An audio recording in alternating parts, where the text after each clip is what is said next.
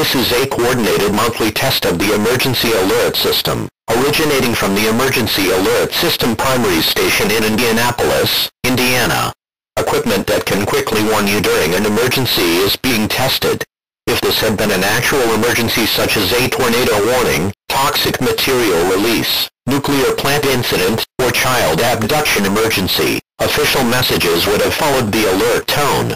This concludes this test of the emergency alert system. All stations may now return to regular programming.